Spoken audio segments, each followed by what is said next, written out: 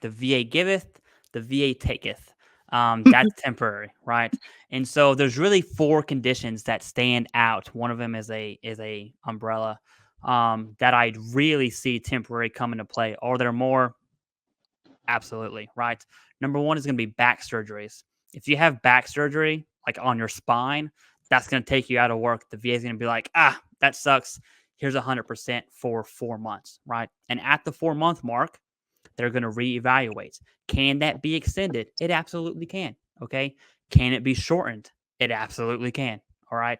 Um, Knees and shoulders are pretty common to put you out of work for at least 4 months. And then obviously cancers that cure, right? And really it's remission, meaning it might come back. And that's you, that really sucks. Um, those are temporary ratings, right? But the surgery based ones are easy. You don't even have to apply for them. Your VA healthcare team sees what you're rated for. And if you need back surgery, that process is automatic. And it's not like you're going to wake up from surgery and be like, oh my goodness, I didn't do my surgery claim for that, right? It happens in the background. I'm going to read it directly from the VA's website. I'm a fan of From the Horse's Mouth. Mm-hmm. So you may be eligible for this temporary 100% rating, right? So imagine just for a second that you're rated at a lower percentage, a 30% or 20% for a condition, and that's your overall rating. And you've been moving on with your life, but now here you are and you need this surgery. So now you're not working, like Clay said, and now all of a sudden you're going to get this 100%. That's going to be helpful during this recovery period. So let's see what the VA has to say about it. Well, it says, if you had surgery, both of the following must be true. The surgery required a recovery time of at least 1 month, or reports show that the surgery or treatment was for a service-connected disability. Okay. And here's the second bullet point. The surgery resulted in severe issues. What could that mean? Well, they give us some examples and they give us 5 bullet points here. Surgical wounds that haven't totally healed. Well, pretty much, most major surgery is going to take time to heal, right? Even beyond the visible scar, there's the internal stuff going on that needs to heal. Stumps from recent amputations. We have many Korean War vets that had to deal with severe cold and had to have amputations as well. Could have Vietnam vets who have diabetes and severe complications and end up having amputations. So something to be aware of.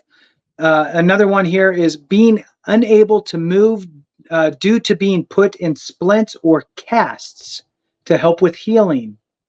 Next one is being unable to leave your house, known as house confinement. And the last one is being required to use a wheelchair or crutches. All right, so that's important stuff. So in addition to that, they say if you did not have surgery, you must have had one or more major joints immobilized by a cast. When it comes to surgeries from the VA, so the VA doing a surgery on you, if they screw up and mess something else up on you, those conditions can also be service-connected conditions. They treat it the same. So if you had any sort of weird complications or something went wrong, heaven forbid that it doesn't. That's not what we want to happen. But again, it's important that you understand. if you went in with a 30% condition and you left with other conditions because they screwed something up, we'll use something that hopefully wouldn't happen. You went in for a right knee condition, but they did the surgery on the left knee. That's right? Wow. Yeah, right. So things happen. So now if your left knee's all jacked up, now you can get service connected for your left knee. So the general guideline here from the VA's website is you may be able to get temporary increase in compensation while you recover from those types of surgeries and so forth. The temporary 100% rating may continue for 1 to 3 months depending on your unique case. You may be able to get an extension for up to 3 more months if your case is severe. Then there's an example here on the VA's website. A veteran had a left knee injury that resulted in a 30% disability rating. As the knee problem got worse, the veteran's VA doctor recommended a surgery to stop more damage from happening. Since the doctor wouldn't know if the surgery was successful until 3 months after the veteran's 1 week stay in the hospital, we, the VA, granted the veteran temporary 100% disability rating for those 3 months. So the doctor said, hey, look, I need to see this person back in 3 months to make sure that everything went good. Cool, veteran, we're going to pay you 100% while you're recovering those 3 months and going back. Now, let's say that the doctor, let's add to that example, says, we need more time. We need another month to really make sure something's not happening right, whatever. Great. You might be able to get that extended for 1 more month, right?